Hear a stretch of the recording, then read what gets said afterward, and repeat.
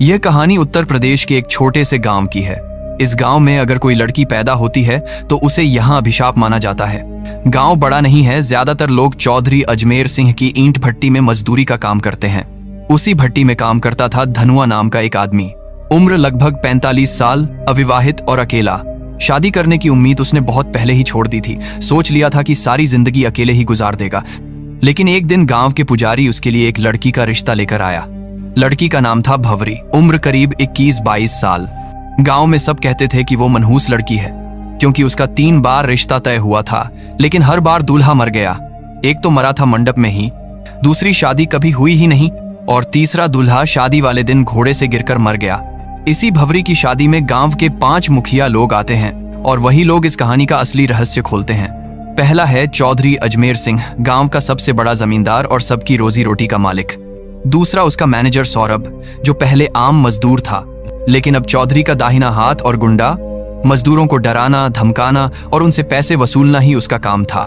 तीसरा है गांव का पुजारी, जो धर्म के नाम पर ढोंग करता है, पैसे मिलने पर तंत्र मंत्र दिखाता है और मौका मिलने पर औरतों की इज्जत लूटता है। चौथा है गांव का दुकानदार, जो उधार तो देता है लेकिन बदले में औरतों पर गंदी नजर डालता है। और पांचवां सबसे खतरनाक गांव का डॉक्टर, जिसे सब भगवान की तरह मानते हैं, लेकिन असल में वो इंसानियत का सबसे बड़ा अपराधी है।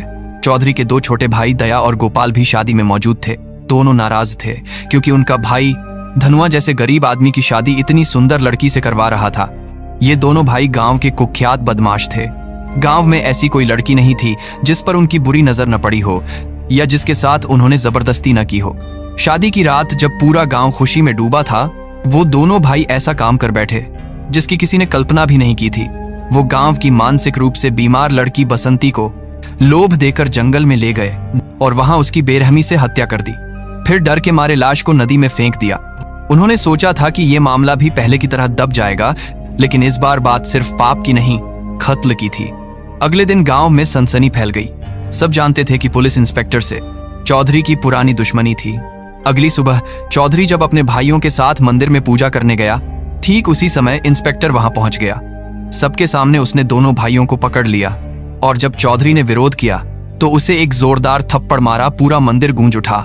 इंस्पेक्टर गर्जा, अगर दम है तो निकलवा ले अपने भाइयों की जमानत। इस बार कोई भी कानून के हाथों से नहीं बचेगा। हालांकि उसके पास कोई पक्का सबूत नहीं था, लेकिन उसे यकीन था कि डीएनए टेस्ट सब सच साबित कर देगा।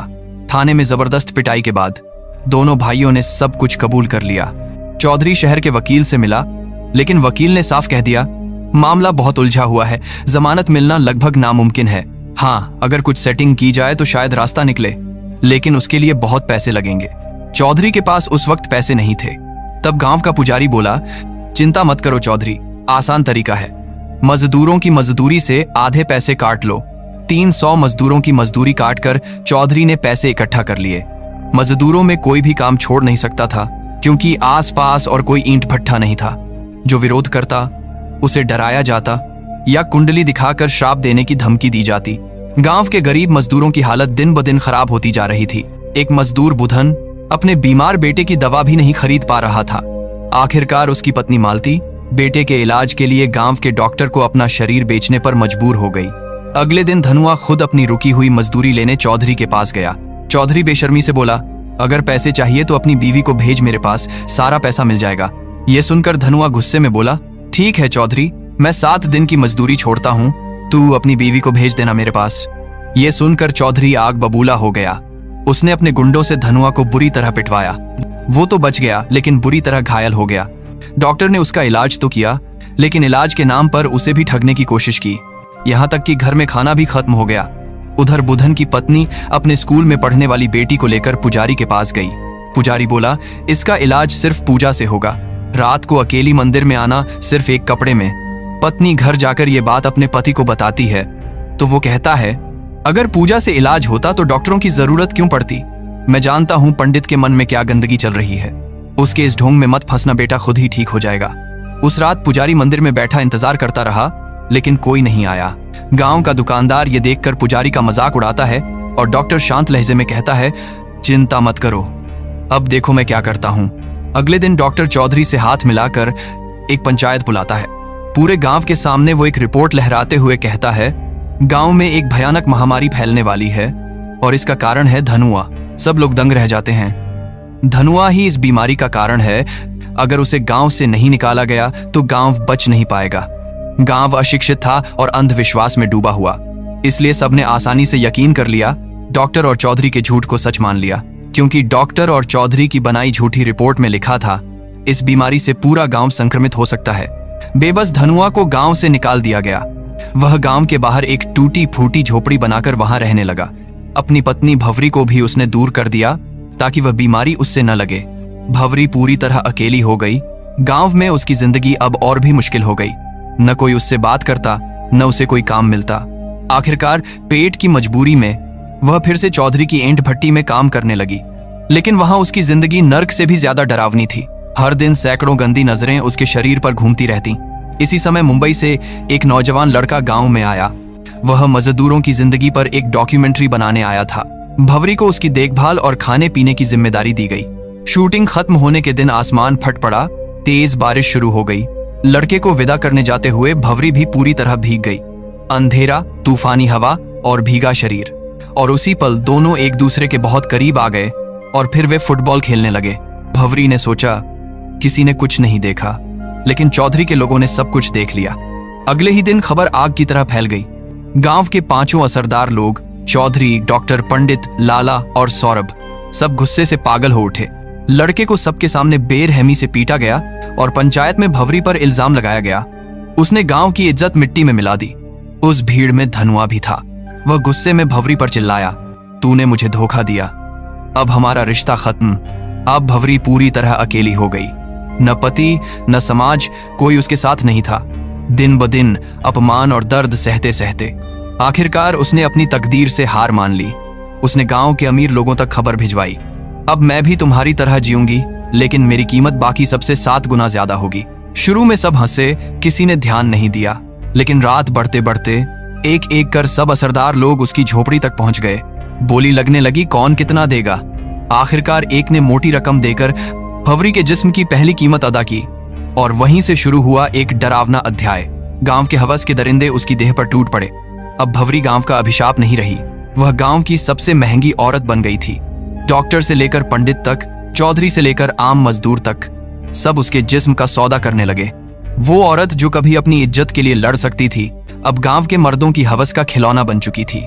गांव का यह पाप अब इतना आम हो गया था कि कोई कुछ कहता ही नहीं था। भवरी की इज्जत बिक चुकी थी और इस गंदगी के चक्र को रोकने वाला कोई नहीं था। उधर चौधरी अब भी अपने भाइयों की जमानत के लिए दौड़ रहा था। पैसे खर्च करने के बाद भी कुछ नहीं हुआ। ठीक उसी समय जज का तबादला हो गया और चौधरी का दिया हुआ पैसा भी डूब गया।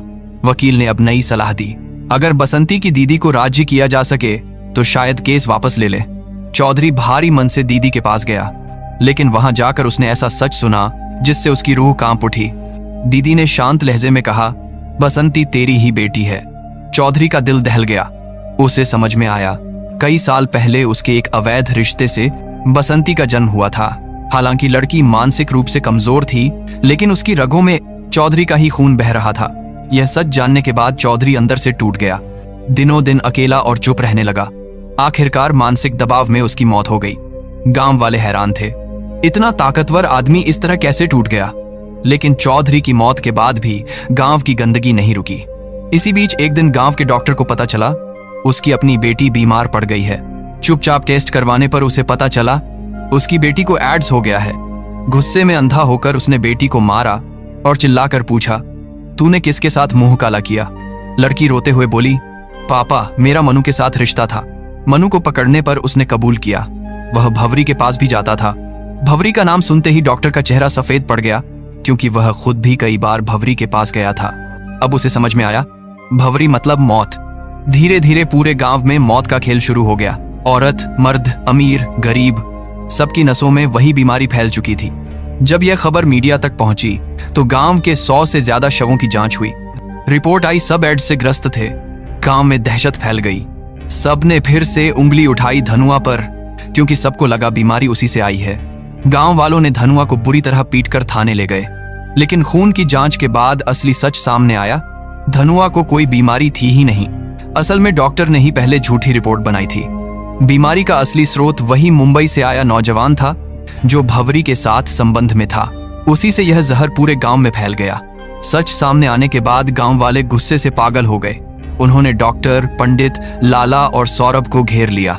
पुलिस भी चुप रही और उस दिन पूरा गांव एक जानवर की तरह उन पर टूट पड़ा। सबको पीट पीट कर मार डाला गया। उनकी मौत गांव के बीचों बीच हुई। उधर धनुआ को पता चला भंवरी भी उसी बीमारी की शिकार हो गई है। वह आखिरी बार उसे देखने गया, लेकिन तब तक भंवरी की मौत हो चुकी थी। धनुआ टूटा हुआ मन लेकर उसकी चिता सजाता है और उसे सम्मान के साथ अंतिम विदाई देता है। कहानी का अंत एक गहरी सच्चाई के साथ होता है। पाप की सजा एक न एक दिन मिलती ही है। जो जैसा बीज बोता है अंत में वैसा ही फल पाता है। तो दोस्तों बताओ अगली कहानी कैसी चाहते हो? जैसी तुम चाहोगे वैसी ही लेकर आएंगे।